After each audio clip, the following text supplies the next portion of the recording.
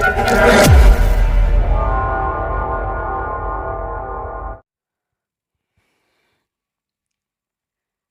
Students, so I welcome all of you my YouTube channel Rathore classes Mirzaganj. तो आप सबको हमने बहुत सारे कोशिकाओं के बारे में बता चुके हैं। फिर उसके बाद आज क्या स्टार्ट करने वाले हैं, केंद्रक के बारे में। किसके बारे में? केंद्रक के बारे में। जी हाँ, केंद्रक को इंग्लिश में बोलते हैं न्यूक्लियस। केंद्रक को इंग्लिश में क्या बोलते हैं? न्यूक्लियस। तो आइए केंद्रक के बारे में पढ़ते हैं, देखते हैं केंद्रक के अंदर कौन सी संरचना होती है। तो जो हमने कोशिका के बारे में बताया था, प्रोकैरियोटिक कोशिका और यूकैरियोटिक कोशिका, तो आप लोग बताइए, क्या केंद्रक प्रोकैरियोटिक कोशिका में पाया जाता है? नहीं, प्रोकैरियोटिक में केंद्रक नहीं पाया जाता है। क्या यूकैरियोटिक में केंद्रक पाया जाता है? हाँ, यूकैरियोटिक में केंद्रक पाया जाता है। तो आज हम उसी के बारे में बात करने वाले हैं। यूकैरियोटिक के अंदर जो भी केंद्रक मिलता है उसी के बारे में बात करने वाले हैं। तो आइए बिना देरी के वीडियो स्टार्ट करते हैं। सबसे पहले खोज के बारे में पूछेगा। किसके बारे में? केंद्रक के खोज के बारे में। तो सर्वप्रथम एक वैज्ञानिक था जिसका नाम था रॉबर्ट ब्राउन। वैज्ञानिक का नाम क्या है? Robert brown. उन्होंने 1831 ईस्वी में कोशिका के अंदर के केंद्रक को देखा। किसको देखा? कोशिका के अंदर के केंद्रक को देखा। ठीक है, और किसने खोजा? Robert brown. वैज्ञानिक का नाम क्या है? Robert brown. और कब खोजा गया? 1831। ये इम्पोर्टेंट है, पूछता है सवाल मैट्रिक में, इंटर में, कुछ में भी, कंपटीशन में बहुत जगह ये केंद्र के बारे में पूछा होता है। ठीक है, आगे देखिए, ये क्या हो रहा है। ज़्यादातर कोशिका में एक कोशिका में कितना केंद्रक होता है? एक केंद्रक। जैसे हम बताए थे कि एक कोशिका होता है, बीच में क्या होता है? केंद्रक होता है। तो बहुत सारे कोशिका में ऐसा देखा गया कि सिर्फ एक ही केंद्रक मिलता है। कितना केंद्रक मिलता है? सिर्फ वन। एक कोशिका में कितना केंद्रक? एक केंद्रक। लेकिन कुछ कुछ ऐसे एग्जाम्पल हैं, कुछ कुछ ऐसे उदाहरण हैं जिसमें एक कोशिका में एक से अधिक केंद्रक पाए जाते हैं। एक कोशिका में एक से अधिक केंद्रक पाए जाते हैं। कुछ ऐसे कोशिका है जिसमें एक को केंद्रक नहीं पाया जाता, बिल्कुल अब अनुपस्थित होता है। केंद्रक कैसा होता है? अनुपस्थित। तो वैसे कोशिका का नाम बताइए या उदाहरण दीजिए जिसमें एक से अधिक केंद्रक हो। जिसमें एक से अधिक केंद्रक हो, बताइए। कुछ पता है तो बोलिए, नहीं पता है तो इसका उदाहरण देखिए। पैरामीशियम। क्या होगा उदाहरण में? पैरामीशियम। देखिए, आप लोग को पता है कि पैरामीशियम कैसा होता है? चप्पल नुमा आकृति का होता है, इस प्रकार से होता है ना पैरामीशियम। इसके चारों ओर क्या लगा होता है? सीलिया लगा होता है। क्या लगा होता है? सीलिया। और इसमें दो केंद्रक होता है, एक बड़ा केंद्रक और एक छोटा केंद्रक। कितना केंद्रक होता है इसमें? दो केंद्रक होता है, एक बड़ा केंद्रक और एक छोटा केंद्रक। जो बड़ा केंद्रक होता है उसको वेजिटेटिव न्यूक्लियस कहते हैं। जो छोटा केंद्रक होता है उसको जेनरेटिव न्यूक्लियस कहते हैं। मतलब इसको कायी केंद्रक और इसको जनन केंद्रक कहते हैं। तो पैरामीशियम के अंदर, पैरामीशियम एक कोशिकीय जीव है, तो इसका शरीर एक कोशिका का बना हुआ है और इसके एक कोशिका के अंदर कितने केंद्रक देखने को मिल रहा है? दो केंद्रक देखने को मिल रहा है। तो इसका कहने का मतलब ये हुआ कि धरती पर बहुत सारे कोशिका है लेकिन लगभग सभी में एक ही केंद्रक होते हैं। कुछ ऐसे अपवाद है, कुछ ऐसे उदाहरण है जिसके एक कोशिका के अंदर एक से अधिक अर्थात दो केंद्रक देखने को मिलते हैं। उदाहरण में क्या हो जाएगा? पैरामीशियम। ठीक है, अब अगला देखिए, कुछ कोशिका में केंद्रक अनुपस्थित होता है। कुछ कोशिका में केंद्रक क्या होता है? अनुपस्थित। मतलब उस कोशिका के अंदर केंद्रक नहीं पाया जाता है। जो कोशिका के अंदर केंद्रक नहीं पाया जाता उसका उदाहरण क्या है? आरबीसी है। क्या है? आरबीसी। और क्या है? Sieve tube. तो ये आरबीसी कहाँ पाया जाता है? मानव रक्त कोशिका का भाग है आरबीसी, रेड ब्लड सेल, याद है ना, लाल रक्त कोशिका। तो जो लाल रक्त कोशिका होता है उस कोशिका के अंदर केंद्रक नहीं पाया जाता है। उस कोशिका के अंदर केंद्रक नहीं पाया जाता है। और एक प्लांट में, पौधा में होता है सीव ट्यूब। कौन सा कोशिका होता है? Sieve tube. उसके अंदर भी उसके खुद का केंद्रक नहीं होता है। ठीक है, तो जब प्लांट के बारे में पढ़ाएंगे तो सीव ट्यूब के बारे में बताया जाएगा। ओके, तो इस प्रकार से हो गया केंद्रक के बारे में। इसका खोज कौन किया? Robert brown. और ज़्यादातर कोशिका होता है उसमें एक केंद्रक, लेकिन कुछ ऐसा कोशिका है जिसमें दो केंद्रक होता है जैसे पैरामीशियम, और कुछ ऐसे कोशिका होता है जिसमें एक को केंद्रक नहीं होता है जैसे आरबीसी और सीव ट्यूब। फिर देखते हैं इसकी संरचना के बारे में। केंद्रक के संरचना के बारे में। तो एक पहले ये कोशिका बना दिए बड़ा सा, ठीक है, और इसके अंदर केंद्रक बना दिए। कोशिका के अंदर क्या बना दिए? केंद्रक, और कोई भी ऑर्गेनल नहीं बनाए, ठीक है। तो ये जो केंद्रक देख रहे हैं बीच में, ये सेंटर में होता है केंद्रक। और ये बता दें, ये तो पहले ही बता चुके हैं कि केंद्रक के पास कितना कोशिका झिल्ली होता है? 2 कोशिका झिल्ली। ये कितने कोशिका झिल्ली वाला कोशिकांग है? 2 कोशिका झिल्ली वाला कोशिकांग। तो देख लीजिए, ये केंद्रक है, इसका एक कोशिका झिल्ली ये है, एक कोशिका झिल्ली ये है, अर्थात एक कोशिका झिल्ली बाहर है और एक कोशिका झिल्ली अंदर है। तो एक हो जाएगा बाहरी कोशिका झिल्ली और एक क्या हो जाएगा? आंतरिक कोशिका झिल्ली। ये केंद्रक का आवरण होता है। तो ये बाहर का केंद्रक का आवरण हो जाएगा, ये क्या हो जाएगा? आंतरिक आवरण हो जाएगा केंद्रक का, ठीक है। उसके बाद ये जो बाहर का केंद्रक आवरण है वो कहीं कहीं पे छोटा होता है, वो कहीं कहीं पे क्या होता है? छोटा होता है, और उसी को बोलते हैं केंद्रक छिद्र। उसी को क्या बोलते हैं? केंद्रक छिद्र। ये जो है बाहरी आवरण तथा आंतरिक आवरण एक जगह जाकर के संघनित होते हैं, मिल जाते हैं, और उसके कारण कई जगह छूट जाता है। क्या होता है? छूट जाता है, छोटे छोटे हिस्सों में छूट जाता है। उसी को क्या बोलते हैं? केंद्रक छिद्र। इसको क्या बोलते हैं? केंद्रक छिद्र। इस केंद्रक छिद्र का काम क्या होता है? इसके अंदर जो भी पदार्थ भरा हुआ है, केंद्रक के अंदर जो भी द्रव भरा हुआ है, जो भी पदार्थ भरा हुआ है, वो क्या होता है? वो कोशिका के द्रव में आता है। कहाँ आता है? कोशिका के द्रव में आता है। और जो भी कोशिका के द्रव में जो भी पदार्थ होता है, ये यहाँ से कहाँ जाता है? केंद्रक में जाता है। तो यहाँ से आर पार होने में, चीज़ों को आर पार होने में केंद्रक छिद्र की अहम भूमिका होती है, ठीक है। अगला, आगे देखिए, आपको केंद्रक के अंदर एक जालीनुमा आकृति दिख रहा होगा, ये बीच में, इसको बोलते हैं क्रोमैटिन। इसको क्या बोलते हैं? क्रोमैटिन। और क्रोमैटिन क्या होता है? न्यूक्लियो प्रोटीन की तंतु की जालीनुमा आकृति होती है। कौन से प्रोटीन की? Nucleo protein. न्यूक्लियो प्रोटीन का तंतु होता है जो कि जालीनुमा होता है, और इसी को क्या बोलते हैं? क्रोमैटिन बोलते हैं, ठीक है। आगे देखिए, केंद्रक के अंदर छोटे छोटे सघन मात्रा में क्या पाया जाता है? केंद्रिका पाया जाता है। क्या पाया जाता है? केंद्रिका। ये पढ़ रहे हैं केंद्रक के बारे में, लेकिन इसमें क्या पाया जाता है? केंद्रिका। केंद्रिका कहाँ होता है? केंद्रक के अंदर। केंद्रक के अंदर। लेकिन इस केंद्रिका के पास कोशिका झिल्ली नहीं होता। इस केंद्रिका के पास कोशिका झिल्ली नहीं होता, ठीक है। आगे देखिए, ये बड़ा सा कोशिका बना हुआ है। तो ये कोशिका का बना हुआ है, तो बाहर में जो आवरण होता है उसको क्या बोलते हैं? कोशिका झिल्ली बोलते हैं, ठीक है। और कोशिका में जो भी द्रव पाया जाता है उसको क्या बोलते हैं? कोशिका द्रव बोलते हैं। ये तो सिंपल सी बात है। और ये जो लाल वाला बीच में दिख रहा है, इसको क्या बोलते हैं? केंद्रक। इसको क्या बोलते हैं? केंद्रक, ठीक है। तो कोशिका के जो अंदर द्रव पाया जा रहा है उसको केंद्रक द्रव बोलते हैं, और जो केंद्रक के अंदर द्रव पाया जा रहा है उसको क्या बोलते हैं? केंद्रक द्रव्य बोलते हैं। क्या बोलते हैं? केंद्रक द्रव्य। सिर्फ नाम बदल गया। कोशिका का द्रव है तो उसका नाम क्या हो जाएगा? कोशिका द्रव। जैसे ये कोशिका है, इसके अंदर जो भी द्रव्य भरा हुआ है इसको क्या बोलेंगे? कोशिका द्रव। अब ये क्या है? ये केंद्रक है, तो केंद्रक के अंदर भी द्रव्य भरा होता है, तो इसके अंदर जो भी द्रव्य होता है इसको क्या बोलेंगे? केंद्रक द्रव्य बोलेंगे। तो इस प्रकार से केंद्रक का संरचना हो जाएगा। अब आगे क्या पढ़ेंगे कि ये जो क्रोमैटिन होता है कैसे बनता है? डीएनए होता है, क्रोमैटिन होता है, क्रोमोसोम होता है, तो ये सब परिवर्तन कैसे होता है इसके बारे में देखेंगे। तो फिलहाल तो केंद्रक के बारे में इतना ही पढ़ना था, ठीक है ना। सारा कुछ समझ में आ गया, ठीक है। सबसे पहले रिवीजन कीजिए, केंद्रक का खोज किसने किया? 1831 ईस्वी में रॉबर्ट ब्राउन ने। केंद्रक का खोज किसने किया? रॉबर्ट ब्राउन, सन 1831 ईस्वी में।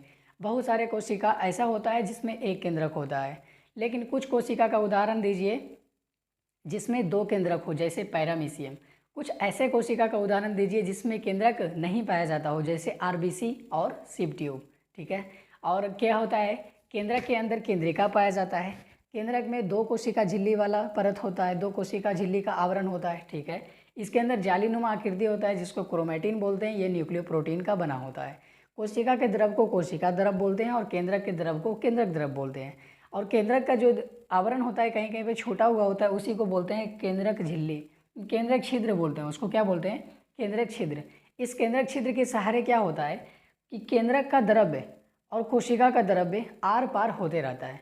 केंद्रक का द्रव आता है कोशिका के द्रव में, और फिर कोशिका का द्रव जाता है केंद्रक के द्रव में। तो इस प्रकार से केंद्रक छिद्र के सहारे कोई भी चीज़ आर पार होते रहता है।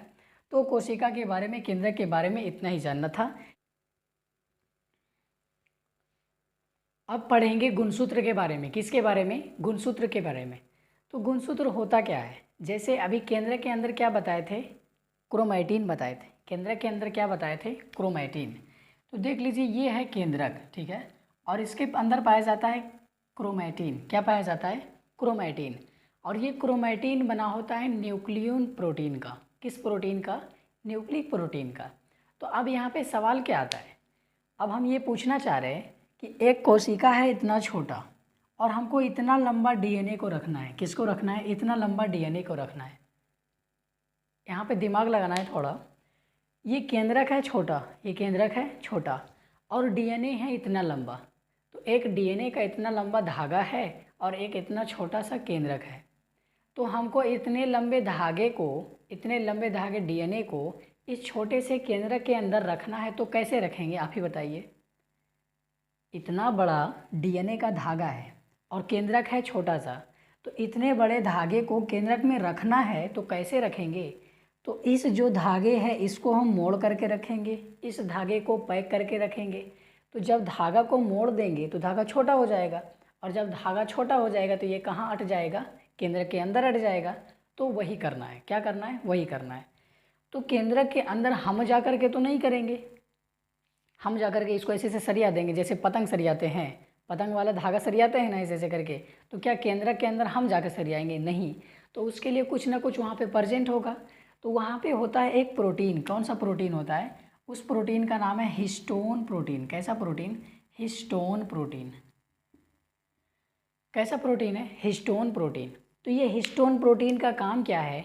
डीएनए को पैक करना। किसको पैक करना? डीएनए को पैक करना। तो ये घूमेगा और डीएनए को पैक करेगा, ये घूमेगा और डीएनए को पैक करेगा, मतलब डीएनए के धागा को मोड़ देगा। तो अगर ये हिस्टोन थोड़ा सा डीएनए को पैक किया, कैसा डीएनए को पैक किया? थोड़ा सा। अब ये थोड़ा सा कैसे होता है? देखिए, ये डीएनए मान लीजिए थोड़ा सा पैक किया, तो ये लंबा सा डीएनए है, ठीक है, ये लंबा सा डीएनए है, लंबा सा बना दिए डीएनए, कोई दिक्कत नहीं है। अब क्या हुआ? अब यहाँ पर कौन पाया जा रहा है? हिस्टोन। यहाँ पर कौन पाया जा रहा है? Histone protein. कौन सा protein? Histone protein. Histone protein. ये हिस्टोन प्रोटीन करता क्या है? डीएनए के धागा को मोड़ करके पैक करता है। तो ये हिस्टोन प्रोटीन बेचारा क्या कर रहा है? डीएनए के धागा को मोड़ रहा है।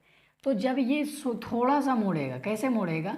जब ये डीएनए के धागा को थोड़ा सा मोड़ देगा, थोड़ा सा मोड़ देगा, तो इसका नाम हो जाएगा यूक्रोमैटिन। क्या नाम हो जाएगा? यूक्रोमैटिन।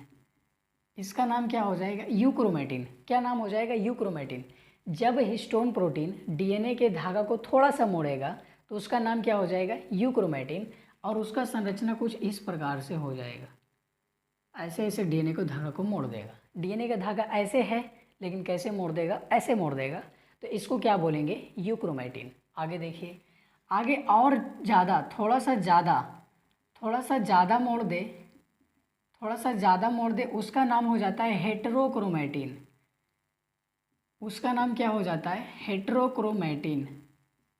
उसका नाम क्या हो जाता है? हेटेरोक्रोमैटिन। और हेटेरोक्रोमैटिन क्या होता है? इधर देखिए, अगर हेटेरोक्रोमैटिन है तो ये इतना मोड़ा जाएगा इस प्रकार से। देखिए, पहले था डीएनए का धागा, थोड़ा सा मोड़ाया तो उसको क्या बोल रहे हैं? यूक्रोमैटिन। थोड़ा सा ज़्यादा मोड़ दिया तो क्या हो गया? हेटेरोक्रोमैटिन। आगे देखिए, आगे बहुत ज़्यादा मोड़ा जाता है। कैसा? बहुत ज़्यादा मोड़ देने पर, बहुत ज़्यादा मोड़ देता है तो क्या कुछ इस प्रकार से हो जाएगा? इस प्रकार से। जब बहुत ज़्यादा मोड़ देगा तो ऐसा हो जाएगा ना।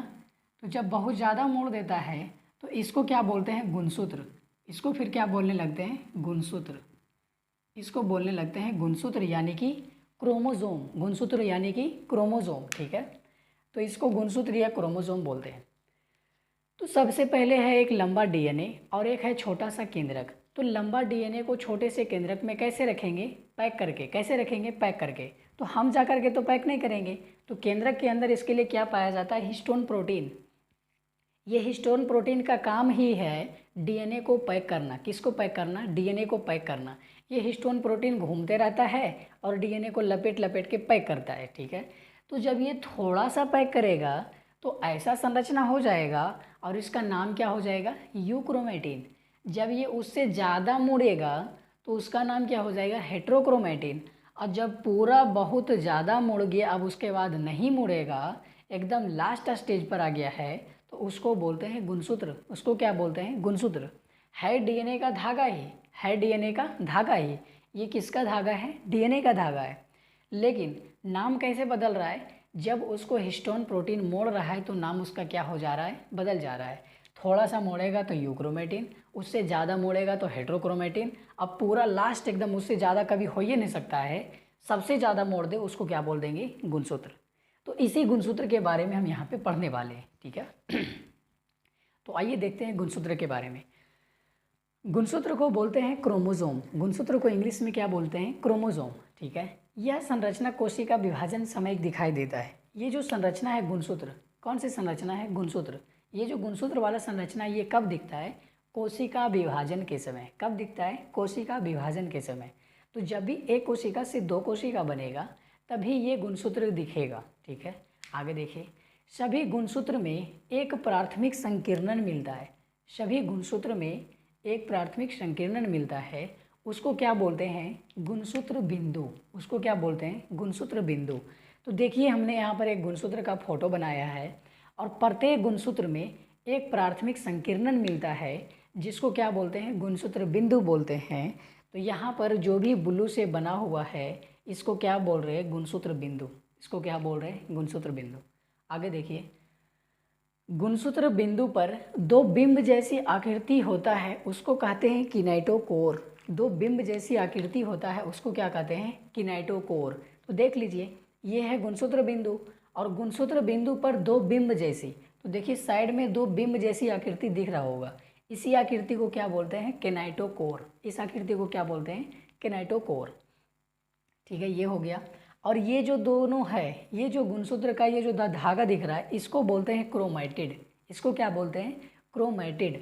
तो इसका मतलब क्या हुआ, ये एक गुणसूत्र का फोटो है। किसका फोटो है, एक गुणसूत्र का, ठीक है। तो एक गुणसूत्र में दो क्रोमैटिड होता है। एक गुणसूत्र में कितना क्रोमैटिड होता है, क्रोमैटिड। एक गुणसूत्र में दो क्रोमैटिड होता है। ये एक गुणसूत्र है, ये गुणसूत्र बिंदु पर जुड़ा हुआ है और ये गुणसूत्र बिंदु के साइड में दो गो किनेटोकोर है। और एक गुणसूत्र में कितना क्रोमैटिड होता है, दो क्रोमैटिड।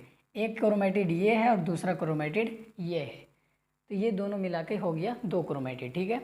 इस प्रकार से आगे देखिए, इसी गुणसूत्र बिंदु के आधार पर, किसके आधार पर, इसी गुणसूत्र बिंदु के आधार पर, इसके अलग अलग पाए जाने के आधार पर गुणसूत्र को चार भागों में बांटा। कितने भागों में, चार भागों में। देखिए, मेटासेंट्रिक, सब मेटासेंट्रिक, एक्रोसेंट्रिक और टीरोसेंट्रिक, हिंदी भी लिख दिए हैं। मध्य केंद्री, उपमध्य केंद्री, अग्रबिंदु तथा अंत केंद्री। तो ये चार प्रकार के गुणसूत्र को बांट दिया गया। कैसे बांटा, किसके आधार पर बांटा, ये जो गुणसूत्र बिंदु है इसके आधार पर। अगर ये गुणसूत्र ऊपर पाया जा रहा है, पूरे ऊपर पाया जा रहा है, तो ये दोनों गुणसूत्र नीचे दिखेगा, ठीक है ना। तो इसी के आधार पर बताया गया है। तो सबसे पहले है मध्य केंद्री। मध्य केंद्री में क्या हो रहा है कि अगर केंद्र पर हो, कि जो भी मध्य केंद्री, जो भी गुणसूत्र बिंदु है वो कहाँ हो, केंद्र पर हो। देखिए केंद्र पर हो तो मध्य केंद्रीय अवस्था में जो भी गुणसूत्र होता है उसका आकृति कैसा होता है, उल्टा भी जैसा होता है। कैसा होता है, उल्टा भी। तो भी अंग्रेजी में ऐसे लिखाता है और ये गुणसूत्र का आकृति कैसा है, उल्टा भी जैसा दिख रहा है ना, ठीक है। आगे जो उप मध्य केंद्रीय गुणसूत्र है इसका आकृति होता है उल्टा यल नुमा। कैसा होता है, उल्टा यल। तो अगर हम सीधा यल लिखते हैं तो ऐसा होता है और उल्टा यल लिखेंगे तो ऐसा दिखेगा, ठीक है। आगे जो है अग्र बिंदु एक्रोसेंट्रिक, इसका आकृति होता है जे नुमा। ये तो जे नुमा दिख ही रहा है, ठीक है। आगे देखिए लास्ट है अंत केंद्रीय। कैसा है, अंत केंद्रीय। ये होता है आई आकार का। कैसा होता है, आई आकार का। एक इधर है एक इसके पीछे है इसलिए दिखाई नहीं दे रहा है, तो ये होता है आई आकार का। तो गुणसूत्र ऐसे ही बनता है। एक छोटा सा केंद्रक होता है, उस केंद्रक के अंदर लंबा सा डीएनए रखना है तो कैसे रखते हैं, हिस्टोन प्रोटीन उसको पैक करता है।